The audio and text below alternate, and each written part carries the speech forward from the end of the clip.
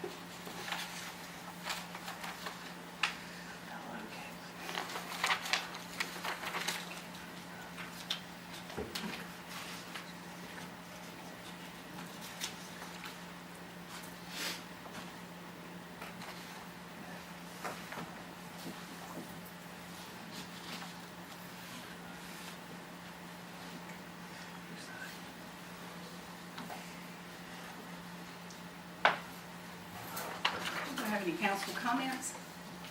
Motion to adopt. Second. Okay. All in favor? Aye. Those opposed? And the minutes from the July 5th, 2016 work session are now approved. Any public comments tonight? None. Okay. Ordinance on the agenda. The first ordinance is ordinance to de-annex certain lands known as Hillman Pat H. Jr. and Sandra T. 8050 Oak Hill Drive, extension north. We did talk about this last time. Council comments, Mr. Baker? Well, you're right. We did discuss it last time, and I think the mayor wanted a little bit more time to discuss this with the people involved. And my attitude on this is we don't force anybody in. We shouldn't make anyone stay who doesn't want to stay. And I think that's kind of the principle upon which we were founded. So that's just my position. Okay, Mr. Smith? I think we should honor their request. Mr. Webb? No comment. Ms. Franson? I wasn't here last time, but from reading the minutes, it appears that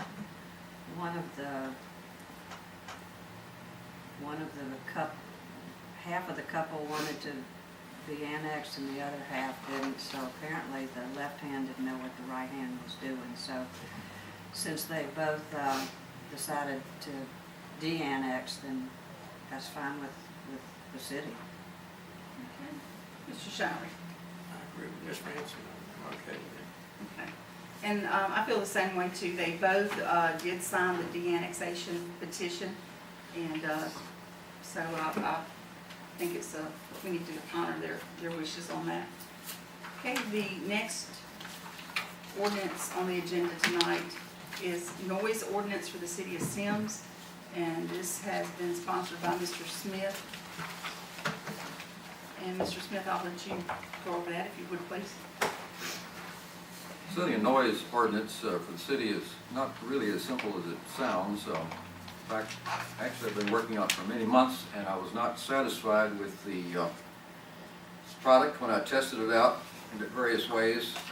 Then I came across an outfit, if I may pass, it's called Noise Free America, just to give credit where credit is due. And Mr. Webb, would you mind, Mr. Webb, would you mind passing a few of those? And this outfit, well-meaning outfit, has made some example model ordinances, and as it turns out, you get one. Tuscaloosa in Alabama has adopted this, and the city of Mobile has adopted their ordinance. Not the one that's before you, but the Noise-Free America model ordinance. And so I looked at that very carefully, because if we could get something that's basically compatible with our neighbor Mobile, that would seem to be a good idea. This differs greatly from the city of Mobile's, in that theirs calls for putting people in jail for 2 to 10 years, something like that. And that didn't seem like that was going to be very effective in our situation out here. And so the ultimate requirement for us is that we would, if they persist in using their boom boxes or whatever the complaint is, then ultimately that can be investigated. If they insisted on disturbing the peace with it. Another thing is that was very audacious, I thought, was that they had a provision where your property line was the point where they could make as much noise as they wanted to on their property, but when it came over to your property, then it's your concern. And so the key thing, the key operative here is not a noise meter, although there's a provision for that in this ordinance. But the key thing is, if you, as it's stated, if you can clearly hear whatever they're doing over there on their property, on your property, then you can give a complaint. That doesn't mean they're condemned to go to jail or anything, or pay a fine, but you have something to work with when you call the police. And you have a handhold in this ordinance here where you can establish a claim. So those are the key elements of this ordinance. If you want, you can read through it out loud, but everybody has been given an advance copy of this, and so I would not ask to read it out loud unless everybody wants it to be read.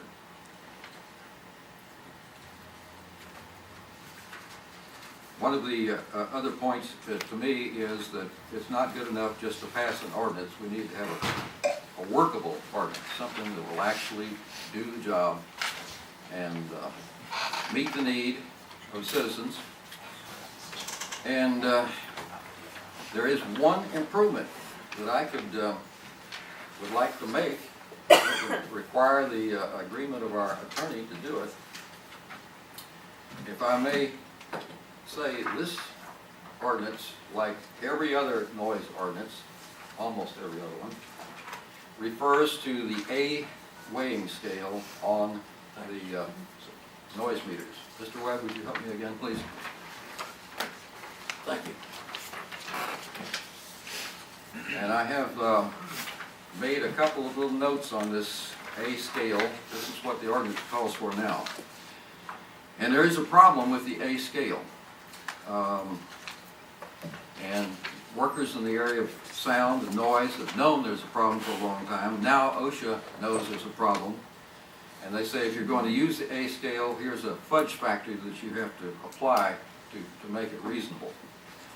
Now, you'll see up on the upper part of this, there is a C scale that's represented up there, which is basically a flat response curve between 31.5 hertz and 8 kilohertz. The problem with the A weighing is, first of all, it's basically, well, let me give you a little bit more on that. In Europe, they totally abandoned this scale and for their noise measurements. In this country, several times some experiments have been made to sort of compromise between the C scale and the A scale. So there's been a B scale, that's been basically abandoned now, and the D scale has been abandoned now. They're even talking about a Z scale, but let's not get into that right now. So if you see on the A weighing here, the meter rolls off low frequencies. Down at the bottom there, put a reference in for your convenience, C4, which is middle C on the piano, and A4, which is A440. And if you'll see, for those who don't have a copy of it, the whole bottom half of the piano scale is rolled off on the A weighing. That means that hum and rumble and a lot of noises like boom boxes actually are given a pass by the A scale. So what am I proposing? I'm proposing that if, well, why is it A? Why is that A scale in there? Okay, the A scale is in there because it's embedded in law. It's embedded in ordinances all across the country. You put in A scale and nobody in law, I mean, you know, in law questions it. It's what everybody, it's everybody going along with everybody else. But it's not what we need out here. Why is the A scale still in effect? Well, two things. New York City, Chicago. People walking down the streets in New York quite frequently lovingly say this city just hums. Well, it does, because under every sidewalk there's a huge power transformer. The whole city is vibrating. And this curve gives people in New York City that are fighting the noise, gives them a pass, because it rolls off all that noise. Nothing in New York City or Chicago with Chicago L would pass muster if on the C scale. All that hum and noise and rumble has to be rolled off in the meter or nobody would pass the noise. I don't think we need that here, and I think we ought to be brave enough to go with the C scale. If our attorney would comment on that in terms of going with the flow, all these ordinances on the books these days, and on the other hand, going with what we really need out here. I'd like our city attorney to make a comment on that.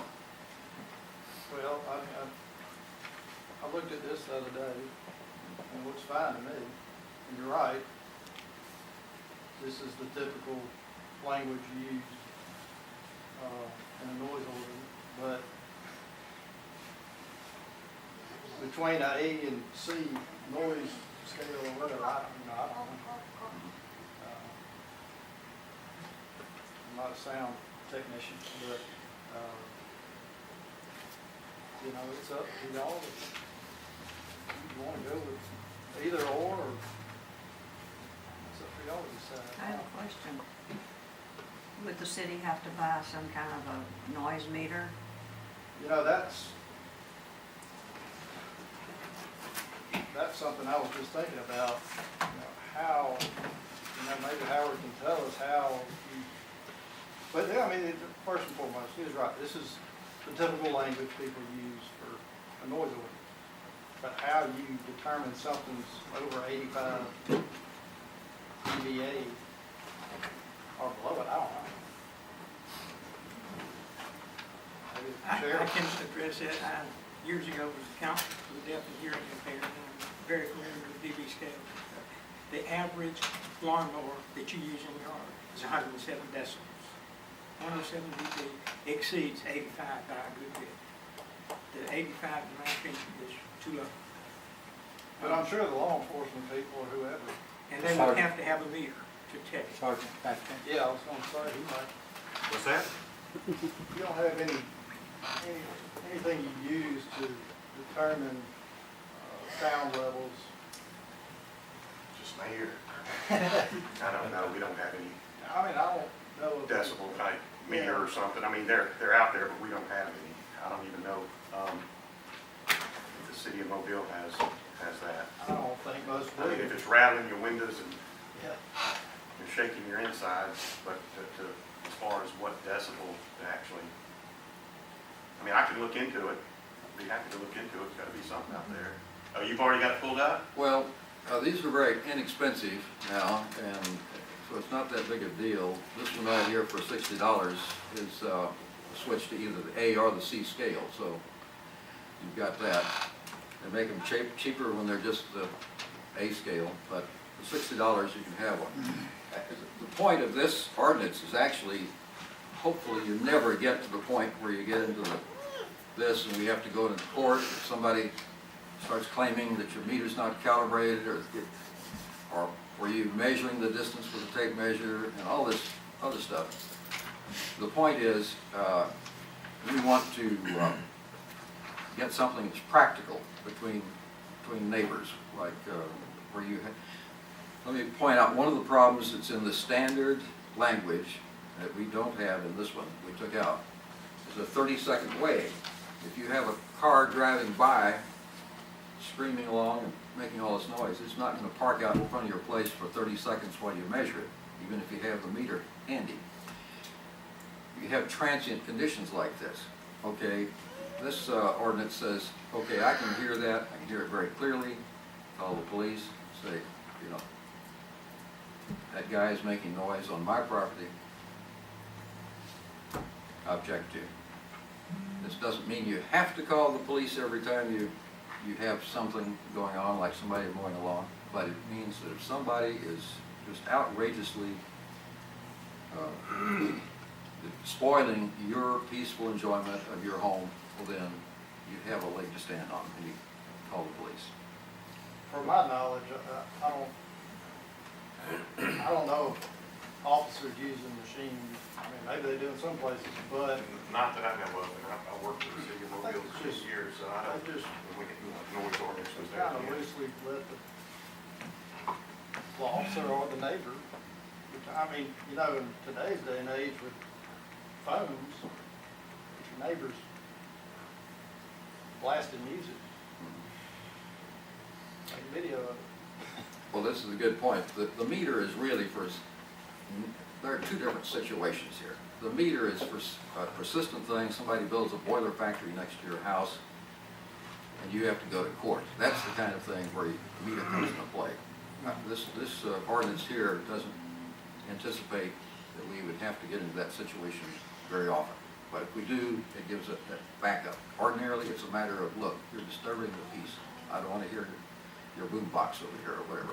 That's what it gets down to. Well, I mean, if it did get into a public nuisance, you know, with somebody operating, you know, whatever, boiler or whatever, there's all kinds of civil avenues you can use to get it stopped. I mean, outside of any municipal ordinance. Now, there's one other department on here, and that's the sound truck. And of course, I've been told, don't mess with the ice cream vendor. Well, if the ice cream vendor gets a city permit, involved in that permit will be a waiver of this. In other words, if they're paying their business permit, well, they will have the waiver to play the music as they're driving down the street. Some of these do provide a permit schedule, you know, kind of like the one we have, subdivision, whatever. Things like that, you know, $50 for this, that, and the other. So that's something y'all may want to incorporate later. I can give you some examples of that. So again, this is a complex issue. I would not at all want anybody to try to vote on it tonight, for example. I think it's something we need to read over, rumble over, if there's any adjustments we need to make in it. And I would, at the proper time, I'd like to try to amend it to use the C scale. I mentioned one other thing about that. People's hearing varies. The standard ear response curve is really, this doesn't apply because each individual, if you'll recall in your college textbook, this was in the psychology textbook, talked about sound. This is not electronics, this is sound. Each person hears different. It's a psychological experience. And so, for example, I've had to mediate in church situations between people who say it's too loud and it's too soft. I mean, really differences of opinion. And that is partly because hearing varies. For example, older men lose their high frequency response, which leaves their low frequency response raised because your automatic volume control in your mind. Low frequencies that would escape the A wave here are painful to older men in general. So I agree. So, that's why I'm gonna, recommend that, we amend this before we, even pass it, to accept a flat response, which is approximately the C scale. And I think we'll be ahead of the curve. Eventually, the whole country will be in something like, it'll be C scale or very near the C scale. Because, like OSHA is already moving to get rid of this scale. Are there any other questions? Okay, council comments, Mr. Baker? Let's see. We've had over the last few months, in particular, quite a few people complaining about noise. I think it's probably unreasonable to think that the deputy is going to go around with meters and check houses. So I'm not really sure about the meter gauge, because I don't know how we enforce that. But I think the intent is good, because I think a couple of weeks ago we had a gentleman come in and say that he couldn't even have a conversation in his front yard because of a boom box out in the street. So, that's an issue. And I think everybody in this room right now, you don't want anybody parked in front of your house listening to loud music. You can't enjoy your front porch, you can't enjoy your back porch, you can't enjoy your house. So I think we certainly need to do something with this. So I would support a noise ordinance. I'd want to read this a few times, but I certainly understand the intent, because I felt sorry for the gentleman a few weeks ago who's, my gosh, you can't have a conversation. So that's a problem. That's a problem. Mr. Webb? No comment. Ms. Francis?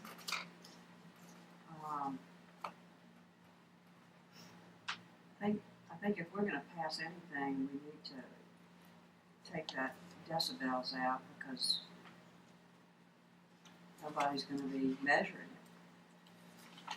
And it would just give the person who's making all the noise a reason to skate on this law, just based on nobody's got a meter at the time that it would be necessary to use, and maybe it would be better to word it in a different way, that, if you can hear the noise on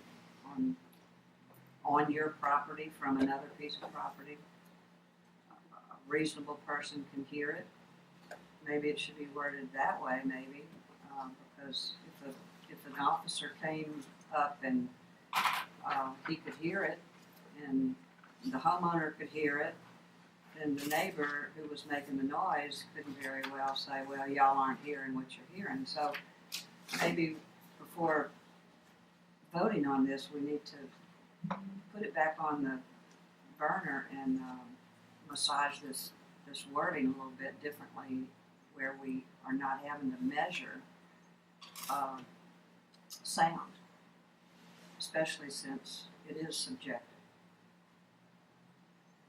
Okay, Mr. Shirey?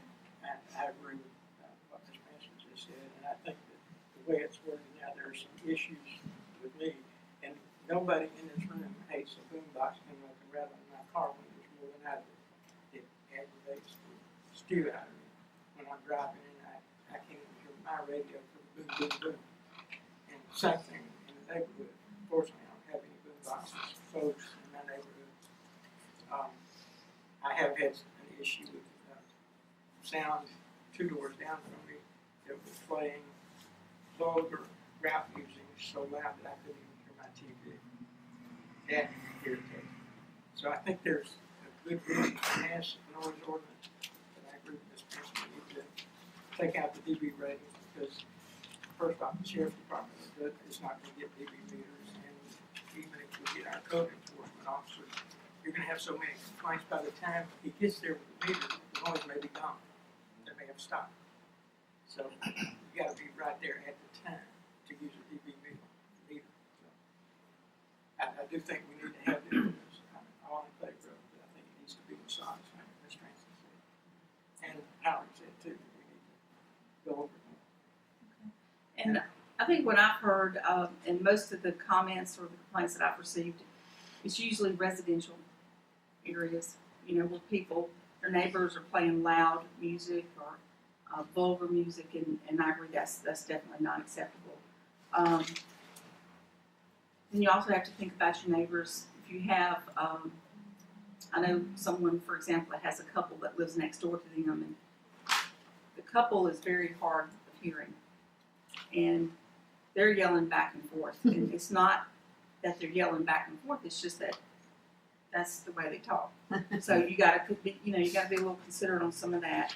I do have some questions, and I think, of course, so a lot of other work will have to go on. But who's going to enforce it? Will it be a code enforcer? Are we going to have to do something with the sheriff's department different on that? But, who's going to enforce it? How are they going to enforce it? Because then one of the things that you said that I had written down is a lot of times, before someone gets there, the music's already been turned off. And also Mobile does have a noise ordinance, but I can still drive to Mobile and sit at the red light, and it doesn't matter they have a noise ordinance or not. So, but I do believe there's some things that we could do to improve and to alleviate some of the problems and the complaints that we've received from the citizens. So, Mayor, can I add something real quick? Uh-huh. And I think from an enforcement standpoint, I think it would be better for the sheriff's office to actually handle that. Mm-hmm. And, you can start off being diplomatic approach, you educate these people. You issue warnings at first, that way you have like a paper trail. Right. If they continue to, disobey the ordinance. But I think it would be better for the sheriff's office. And I agree. I think that's more of a policing issue than a code enforcement issue. So I completely agree on that. I do. Sorry. Something that's about the boombox noise on the highway in motor vehicles. Did you mention that in this? Well, yes. Does the state, do they have any? Not that I know of, no. Not right off. That's specific. City of Mobile. A specific state statute that governs that. Mhm. It's basically back to the cities. Right.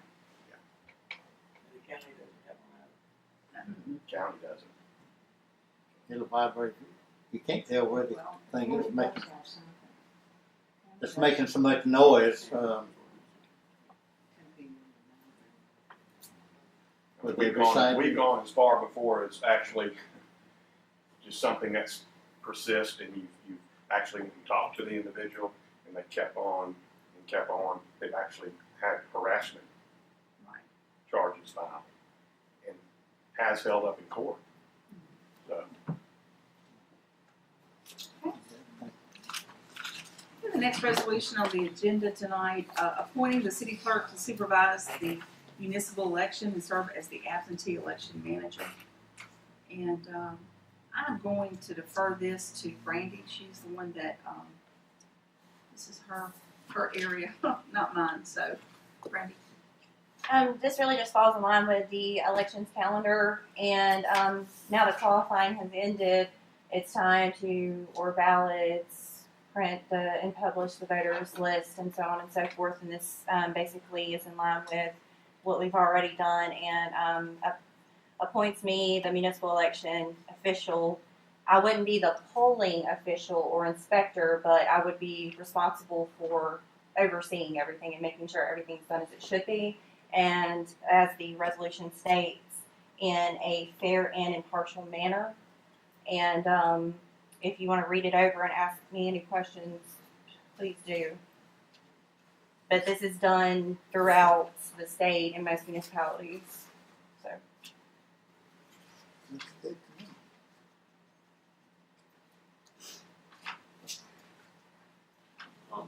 me.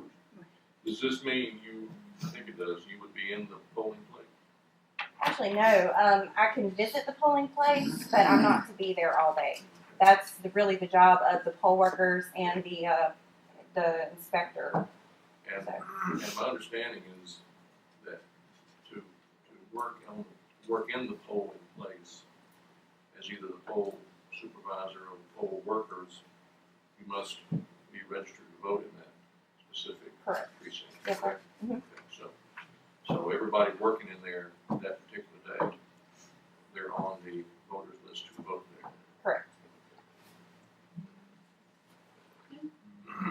Mr. Smith, Looks good to me. Mr. Webb, Who selects the poll workers? That would be also an appointment by city council, and I'm working on that now as we're obtaining the voter list, and that will come up at the next council meeting. Okay. okay, Ms. Franson, No comment. Mr. Shirey, I'm for it. No comment. let's go to the next resolution on the agenda. Authorizing the expenditure of funds for anticipated upcoming municipal election, and I'll refer this to Andy. If you'll take a minute and read this carefully, this includes all of the election expenditures plus a blanket for any additional costs that may come up. But it does include the most important factors, which are the voting machines themselves, which are supplied by the county, and election school. All of your poll workers must be trained, and election officers, you have to pay them. And ES&S machine programming, the company that supplies the ballots also programs your machines. So they charge to program those. And I've said not to exceed 7,000, and at the bottom, not to exceed 10 total. And this is just in case we need it and something comes up at the last minute and I need the money to cover it.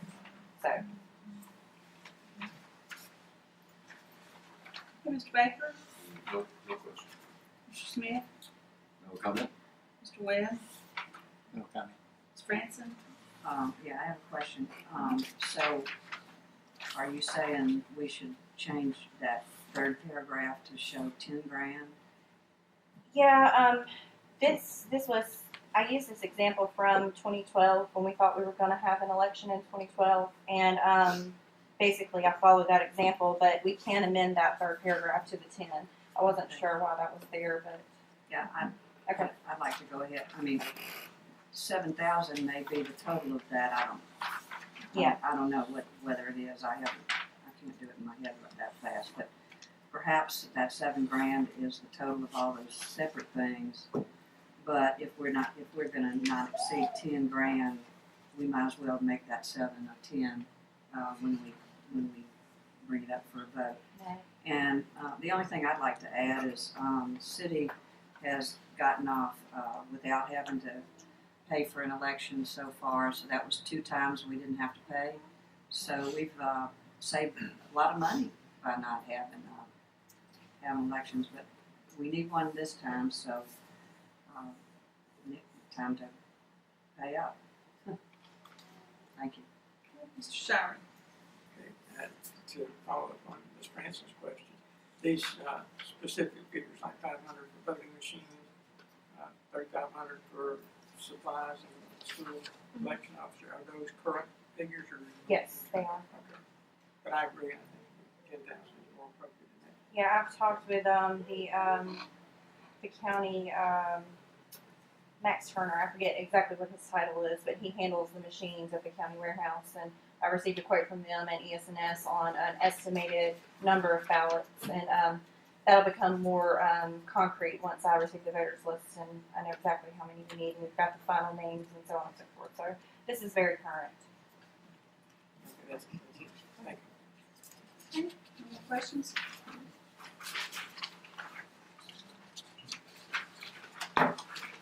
The next resolution is awarding a bid from Thompson Engineering for project number HSIP 0042530, intersection improvements on US 98. And Jason? Good evening, everybody. Like Ms. Judy said, this is to award projects that we've had in the works for about 2 years now. Going on August will be 2 years. One of them is, did you list them both? Same? Separate. Okay. We did the intersection first? Okay. I've got a little map of it just to refresh everybody's memory and pass out to everybody if you want that. Just overall sheet of the scope of work. First project.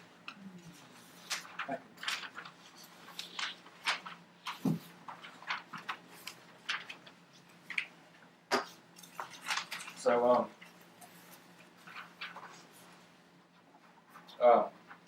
both projects we're going to talk about tonight were approved by the City Council and funded by resolution back in August or September of 2014. Both projects were advertised and will be awarded according to the bid laws of Alabama Code Title 39, Chapter 2. First project I want to talk about is project HSIP 0042, and that's the intersection improvements on US 98 and Prairie Road. As you'll see before you, the map, you can see what all we're talking about here. The project was created to improve traffic safety at the intersection of 98 McCrary, as well as enhance access management just east of the intersection. Another one of the reasons we started this project, or we got into this project, was through the comprehensive plan. We had town hall meetings, and one of the most important things that we got from the civilians and from the citizens was safety at 98 McCrary. So this is one of the first projects that we did as a city that we started. And we got funding from ALDOT as well as the Federal Highway Administration to do this project. The scope of work for the project is to widen the intersection, install offsetting turn lanes on 98, install a northbound turn lane on McCrary, northbound turn lane on 98 to McCrary, and to improve safety along 98 on either side of the intersection by installing grass medians. So we went through a bidding process on this. We advertised it for 3 consecutive weeks in the newspaper. We had several contractors put in sealed bids for this job. And after tabulation of the bids, our consultant recommends that we award bid to H.O. Weaver and Sons for the amount of $1,220,966.16. And the Alabama Department of Transportation concurred with this recommendation as well. The project's a 50-50 partnership, with the city paying half and FHA and ALDOT paying the other half. Thompson Engineering is our consultant on the job. They did the design. They worked with ALDOT to get it exactly the way it needed to be done. They will be handling all the design, well, they handle all the design, survey, and they'll be handling all the project management as well as the construction management. So that's one of the deals when you do work with ALDOT, they require a consultant, a professional engineering consultant to manage the project. So that's what we'll be doing first. Did you have any questions about that project before we move on to the second one? I remember this. You gave a good briefing.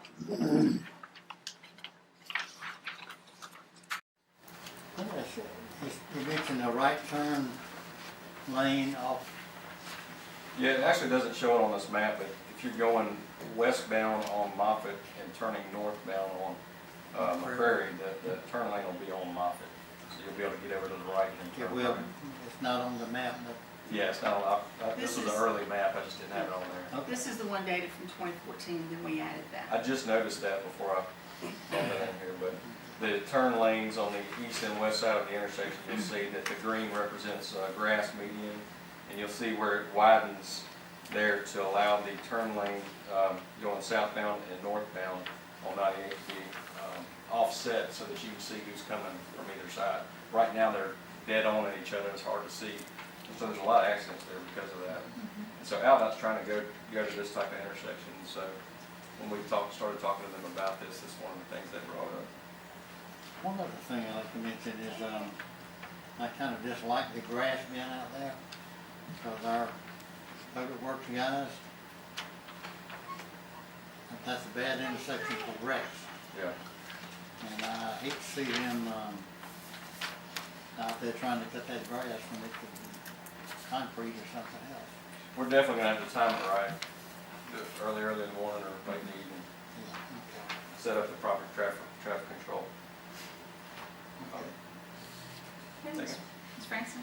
Yeah, I'd just like to thank you for all the time and effort y'all put in this, and also to thank both you and Mayor Hale for getting matching grants. Those always stretch our dollar, and it's very efficient. Thank you. Thank you. Okay, Mr. Sherman. I'm impressed, I like it.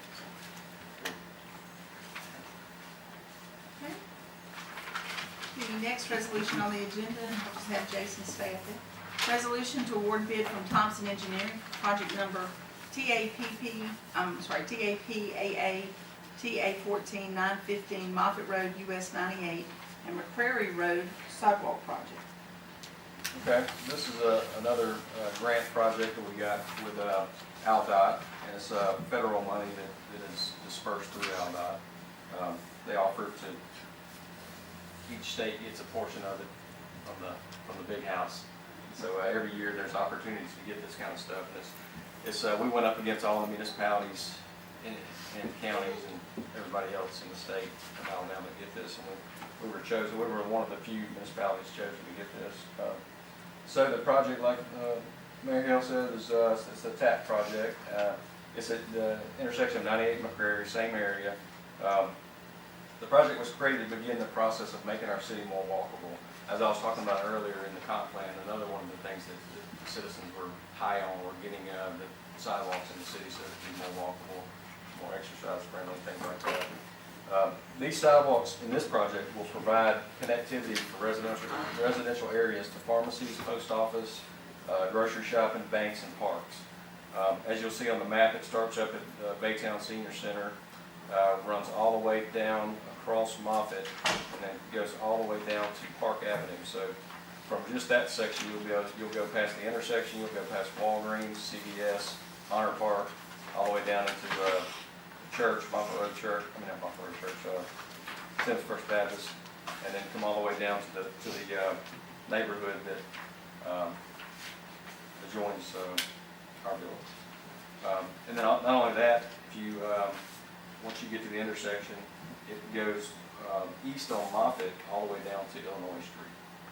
So there you'll be tied into another pharmacy, grocery shopping, post office, the bank, and so there's plenty of reasons to advocate these sidewalks, and that's one of the reasons we were picked, because it had such good connectivity and it made sense. It wasn't just a sidewalk anywhere. So after tabulation of the bids, we did this thing the same way. We advertised it for in the same cycle as we did the intersection project. We got a good turnout for bids. We had a lot of contractors interested. The lowest responsible bid after tabulation from our consultant was Blade Construction at $228,947, $228,947.50. And the Department of Transportation concurred with this recommendation as well. So, like I said before, this project is a grant. It's an 80-20 grant, so the city will be paying 20% of the price, and the AlDOT and the federal government will be paying another 80%. And both of these projects will be awarded hopefully tonight and kick off about the same time. Mr. Baker, any questions?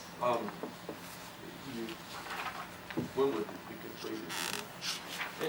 I think it's a 120-day project. Probably won't take that long, so I figured it'd start late August, beginning of September, so before the end of the year, I would assume. And that would be for both projects. Am I right on that, 120 days? Yeah, excuse me. This is Jake Gibbs. He's our consultant with Thompson Engineering. Yeah, thank you. Jake Gibbs with Thompson Engineering. The intersection project is going to be a little bit longer duration because we have some signal improvements that are included in that. And with the traffic signal improvements, there's some customized devices that have to be purchased, what we call a long lead item. The cabinets for the traffic signal, and things like that.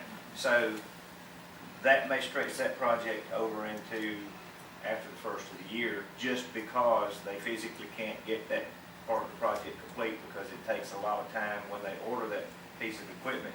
It's going to take a lot of time for the manufacturer to assemble it, put it together, program it, and then get it back to the contractor. Mr. Smith? Brought up, what's the sore spot with me, and the control boxes, I frequently see those located right out there where they block the view going around a corner. I wonder if you'd look at that situation and see if make sure it doesn't create a hazard for Yes, traffic. it's out where it won't, it's placed in the plan set where it won't obstruct the view, but I'll double check that Thank you very much. and make sure. Okay, Mr. Webb, No comment. Ms. Franson, No comment. and Mr. Shirey. No comment? My only comments, I'm really glad to see the bids come forward and for us to be able to award those and move forward on both of these projects. I think these will be very, very beneficial for the city, the citizens, and definitely public safety wise. I think it's a good thing to do. Okay, committee reports, Parks and Rec. Shirley? It's the blue line. Oh, yeah. We really didn't come up with any recommendation or anything, we just discussed what had already been done after the flash pad. And those that are still in the work.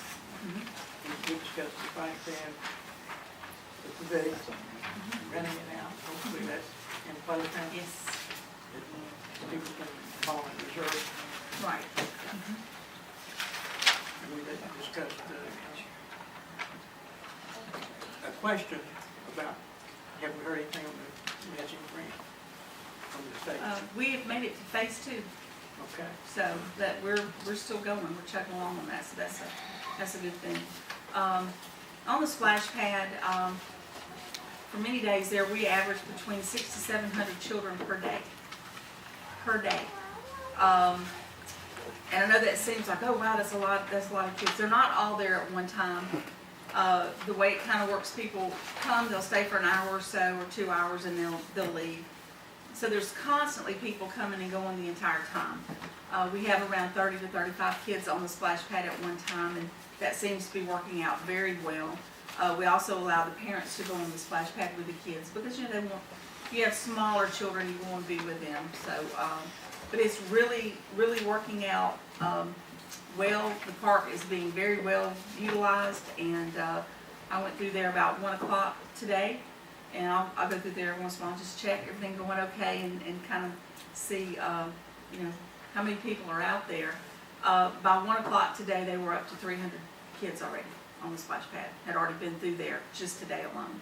So I think this is one of the, I keep saying this, one of the greatest things that we've done so far as the kids in our community and building them a park. And the pavilion rental has gone really well. Last count, there was near 20 parties that have already been booked in about 2 weeks, I think. And when I was there today, they were just finishing up from a party. So the parties are all through the week, weekends, or whatever, and it's really working out very well. So that's a good thing. Finance goals, well, we reviewed financials last Thursday. My days are all getting mixed up. And I was hoping to bring those to the council. Hopefully I can. I just ran out of time this time. But everything's looking great on the finances for the city. The cash and all the accounts total up to, I think, 6.3 million now. So everything's pretty well on track for the year. No problems, but I'll try to get those for the next time. Hopefully things will slow down a little bit. Okay, are there any further council or staff comments tonight? Okay, any further business that needs to come before the council? Motion to adjourn. Second. Okay, all in favor? Aye. Those opposed? Motion carries. Meeting's adjourned at 7:23 p.m. It's hereby called to order at 7:38 p.m. Roll call vote. Mayor Hill, Here. Councilmember Baker, Here. Councilmember Smith, Here. Councilmember Webb, Here. Councilmember Franson, Here. Councilmember Shirey. Here. Okay. Invocation and pledge. Mr. Sonny Robinson, would you lead us in both, if you would, tonight, please?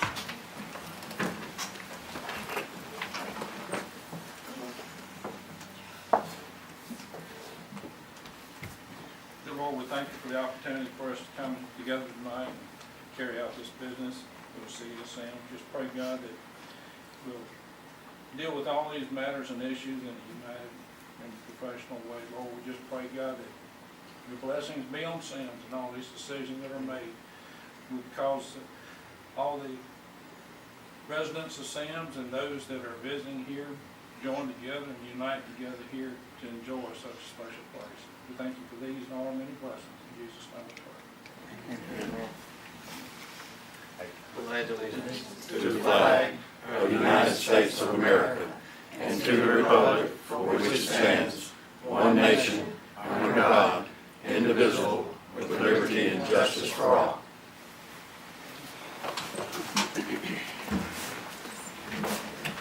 Thank you, Ms. Roberts. We have the minutes to consider from the regular council session on July 5th. Those were emailed out to everyone. I'll give y'all a few minutes to review those.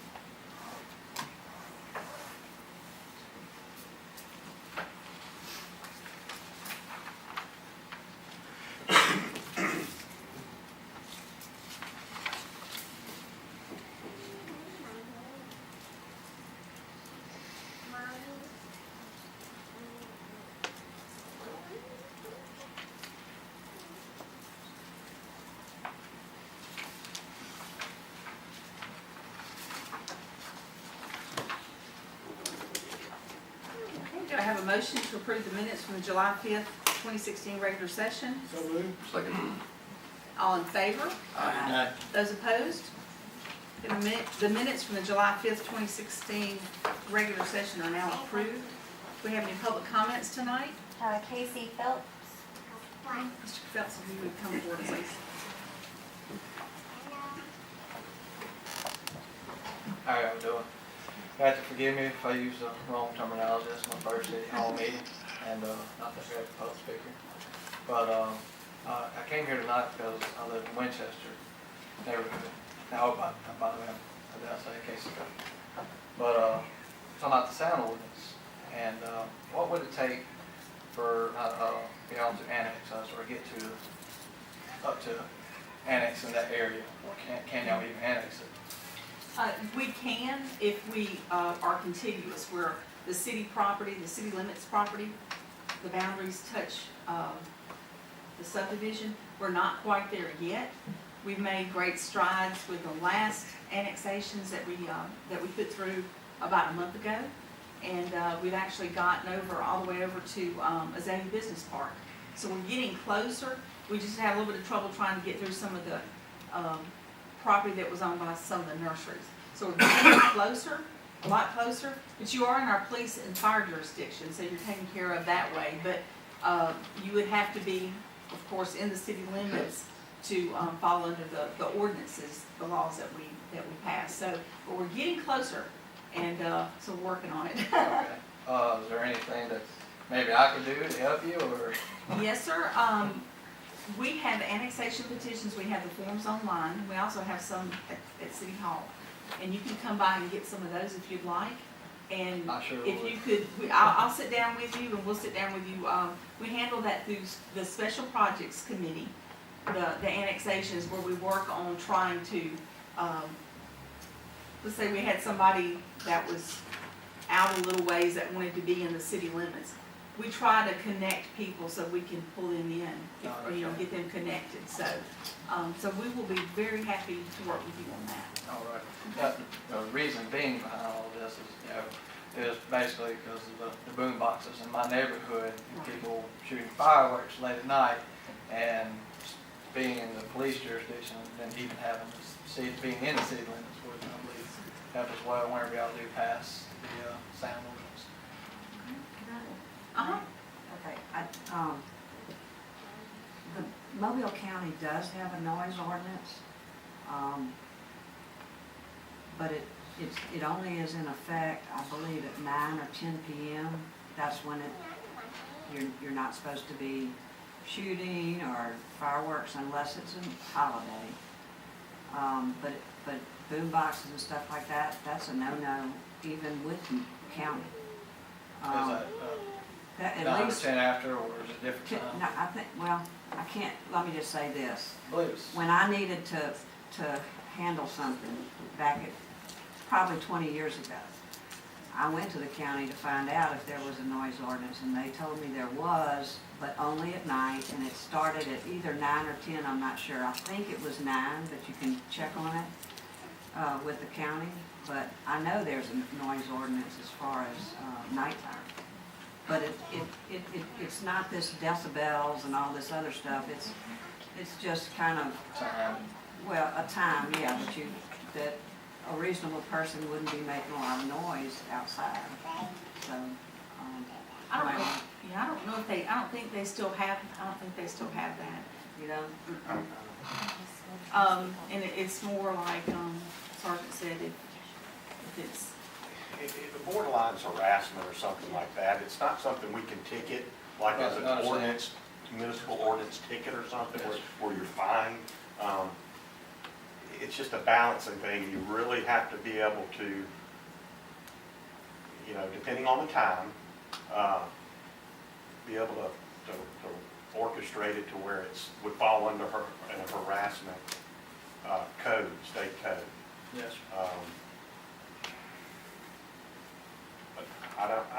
Let me look into that a little further. I'll get your name. I'll get it from Brandy. And, let me look into that. But there's not, I think there used to be at some, one point, but not that I'm aware of. Well, but we have gone out to complaints before and have issued warrant slips for harassment. It doesn't happen a lot, and it was upheld in court. So it's just a matter of how many times we've gone out there to that person. We're not gonna go out there the first time and just give somebody a warrant slip. We're gonna try to do it the diplomatic way and talk to them. And if they continue to do it, then we address it one step further until it gets to that point to where we would issue a warrant slip. Because the main thing is, you want it to hold up in court to where they realize that, hey, if I continue to do it, I'm gonna get another warrant on me and all that. If it just goes to court and it's thrown out because we haven't, dotted our I's and crossed our T's, then we've really, then the people start saying we're harassing them at that point. And it's kind of turned back around on us, so, but I'll look into it and give you something more definitive on that. Appreciate it. Sure. Appreciate it. thank you for coming tonight. Yes, ma'am. Thank y'all. Thank you, sir. Any other public comments? Carry on, Deaton.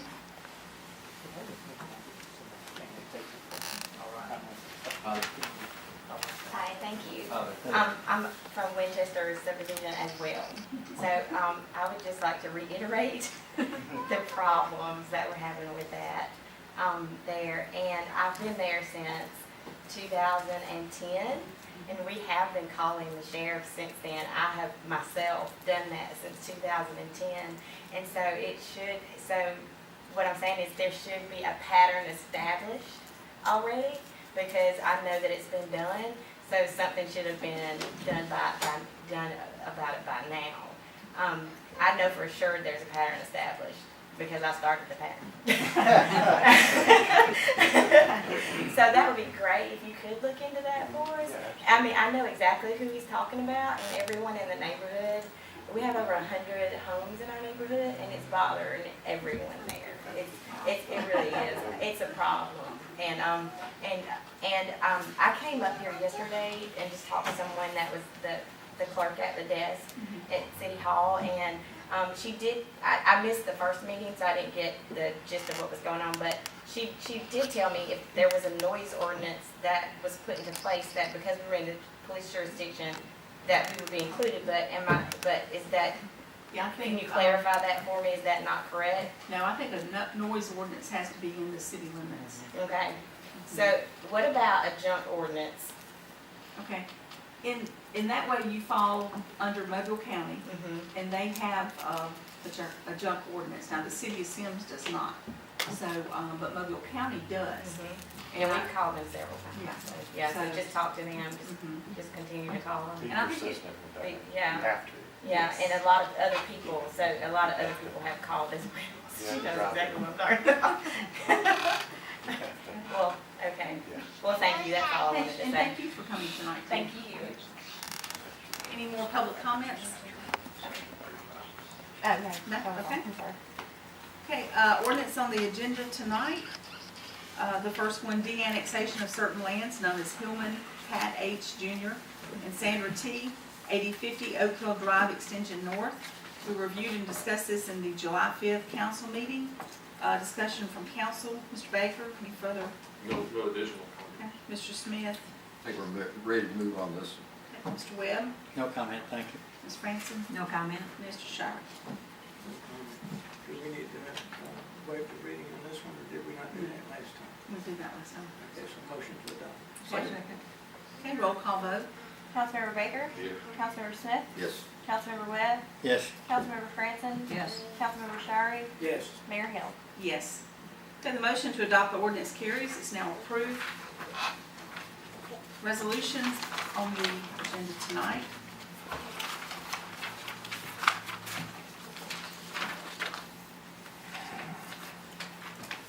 First resolution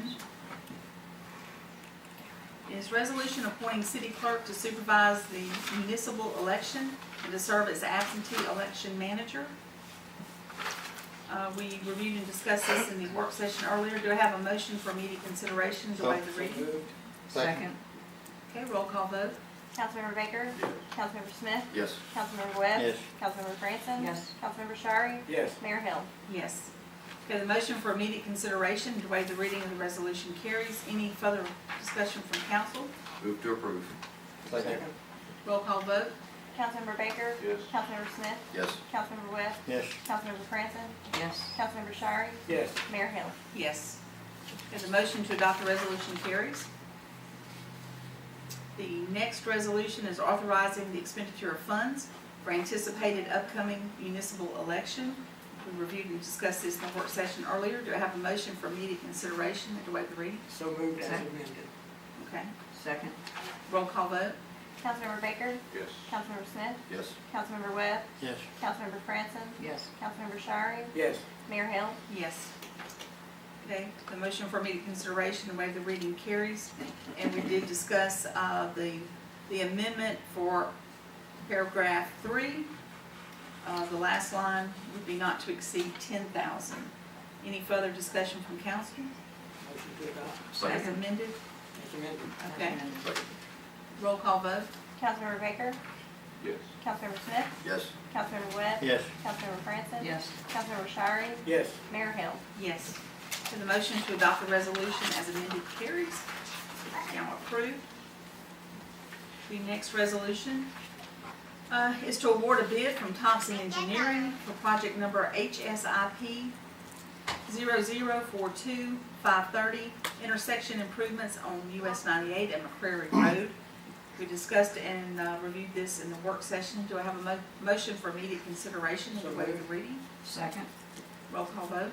Councilmember Baker? Yes. Councilmember Smith? Yes. Councilmember Webb? Yes. Councilmember Franson? Yes. Councilmember Shirey? Yes. Mayor Hill? Yes. The motion for immediate consideration and to waive the reading carries. Any discussion, or let's go ahead and, Motion to adopt. do we have any discussion first? No I think addition. we've already. Okay, I have a motion to adopt. Second? Okay, roll call vote. Councilmember Baker? Yes. Councilmember Smith? Yes. Councilmember Webb? Yes. Councilmember Franson? Yes. Councilmember Shirey? Yes. Mayor Hill? Yes. Motion to adopt the resolution carries. The next resolution is to award a bid from Thompson Engineering for project number TAPAA TA 14915, Moffett Road, US 98 and McCrary Road sidewalk project. We reviewed and discussed in the work session earlier. Do I have a motion for immediate consideration and to waive the reading? Second? Roll call vote. Councilmember Baker? Yes. Councilmember Smith? Yes. Councilmember Webb? Yes. Councilmember Franson? Yes. Councilmember Shirey? Yes. Mayor Hill? Yes. The motion for immediate consideration and to waive the reading carries. Any further discussion from council on this one? Motion to adopt? Second. Roll call vote. Councilmember Baker? Yes. Councilmember Smith? Yes. Councilmember Webb? Yes. Councilmember Francis? Yes. Councilmember Shirey? Yes. Mayor Hill? Yes. Okay, the motion to adopt the resolution carries. Okay, is there any further council or staff comments tonight? Okay, any further business? Thank y'all for coming tonight. Do I have a motion to adjourn? So moved. Second. Okay, all in favor? Aye. Aye. Those opposed? Motion carries. The meeting is adjourned at 7:54.